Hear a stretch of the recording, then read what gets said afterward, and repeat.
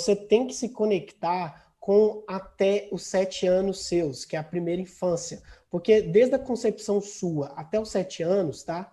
É o período de maior aprendizado de funções cognitivas superior, linguagem, capacidade sensorial, visão, audição. Então, o que acontece? Nesse período, é o período que reflete a vida adulta. Então, você aí do outro lado quer se reprogramar, quero emagrecer, quero ser mais produtivo, quero ter mais energia. Cara, tem uma relação muito direta com essa primeira infância, e aí tem sim influência muito grande dos seus pais e dos seus cuidadores, porque para a galera do sistema de informação, vou falar a linguagem boa para vocês entenderem. Pensa que é uma linha de dados, ligou o computador, você está programando o computador e as primeiras linhas de código são entre a concepção e a primeira infância. Então, se você teve cuidadores, pais, mães, ou que colocar alguma informação para você precisa, para se reprogramar, você tem que ter acesso a essa informação que provavelmente está no seu inconsciente, porque nosso cérebro não gosta de gastar energia. Então, você precisa e acessar essa primeira infância. Por isso que tem terapia, PNL, constelação, enfim, porque é o período que mais você recebe informação e é um período que, para alguns profissionais da saúde, principalmente psicólogos, é um período quase hipnótico, porque você não lembra de muita coisa aos 7 anos, e é o período que reflete muito sua vida. Os padrões, são onde são adicionados muitos padrões de consciência que depois viram inconsciência, porque você não consegue ter acesso. E você mesmo falou, reprogramar significa você acessar certas situações, certos traumas, e tirar dessa situação inconsciente e trazer para o consciente. Nossa, eu vivenciei isso. Por isso que pessoas que vivenciam traumas muito grandes, elas têm dificuldade de fazer isso, porque é real, cara, é real. E aí, um ponto muito interessante, que é um ponto até interessante de compartilhar, é a questão do mapa mental. O que acontece? Por exemplo, Fabrício, você falou que você é mineiro, né? E mora na Bahia. Sim. Então, você já tem o seu... Já sou quase um baiano, porque eu já Pois tenho é, quase meus 20 anos aqui. eu já ia falar, não, você nasceu em Minas, mas você tem um sotaque baiano, porque você já está aí há muito Já tá tempo. Então, o que em... acontece? O mapa mental explica isso muito bem. Por exemplo, eu morei um tempo em São Paulo e eu pude ver isso depois que eu voltei em Minas. Eu falei, cara, tá tudo diferente. Porque existe um negócio chamado mapa mental, um modelo mental, né? Vai de cada profissional, cada psicólogo que estuda, que o mapa mental é a sua interação que você tem com o mundo. É como você observa e interage com o mundo. Então, por exemplo, você já traz essa carga dessa primeira infância, dessas informações. Gente, a gente é igual um computadorzinho, a gente é igual um algoritmo.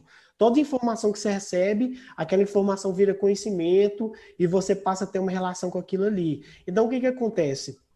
Você tem uma forma de interagir com o mundo, e aí eu sempre brinco, uma pessoa que nunca andou de avião, uma pessoa que andou de avião, ela tem sim uma diferença de mapa mental, porque quem andou, por exemplo, de avião, e eu não acredito em meritocracia, tá, gente? Eu já fui, eu não tenho problema nenhum de falar, eu já fiz vários treinamentos voltados, até de algumas instituições relacionadas a conhecimento, e, cara, não existe meritocracia, porque não é possível uma pessoa que nasce, por exemplo, você que é de Minas, no interior do norte de Minas, Montes Claros não, mas talvez uma cidade bem do interior, e se ela não tiver experiências de novos sentimentos, buscar conhecimento, leitura, ter novas experiências, ela não vai mudar o mapa mental dela, ela vai sempre viver lá. Então, por exemplo, eu conheço muitas pessoas, inclusive, que às vezes nasceram, por exemplo, vou dar um exemplo aqui em Minas,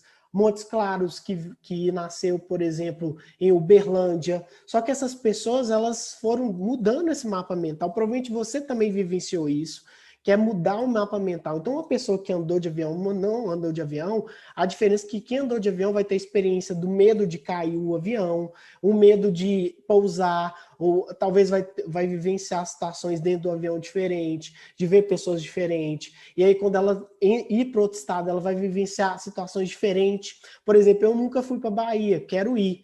Inclusive, eu tenho uma avó que é baiana, bisavó, desculpa, bisavó que é baiana. Então, assim, eu sei que quando eu tiver essa experiência vai ser maravilhosa, porque é uma experiência que eu nunca tive. Então, o interessante do mapa mental, entender, é que você não é preso ao seu destino, você realmente pode interagir, observar, igual, por exemplo, todo mundo que está vendo esse conteúdo aqui, Fabrício, está tendo uma outra visão, que o Thiago, que morou em Sete Lagoas, que morou em Viçosa, morou em Belo Horizonte, morou em São Paulo, tá passando para a galera. Então, assim, é uma visão minha de mundo. Eu vi que meu mapa mental mudou muito. Inclusive, eu tive alguns relacionamentos amorosos, sendo que um relacionamento amoroso que eu tive, eu gosto de trazer esse exemplo, essa minha ex-namorada, ela nunca tinha andado de avião.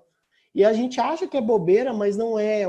É algo que muda o jeito de ver a vida. É igual você nunca andou de ônibus e você anda de ônibus. Você nunca tirou carteira e você tira de carteira. Então, o mapa mental, gente, ele é em constante movimento. Enquanto vocês estão conversando aqui, provavelmente vai ter um monte de gente que vai ter um monte de sensações, de experiências por meio disso. Então, o mapa mental é a nossa chave para mudança, para reprogramação. Entender que a gente pode sim mudar. Só que aquele negócio, a lei de Newton, primeira lei de Newton, para você sair da inércia, você tem que fazer um esforço maior do que o objeto parado.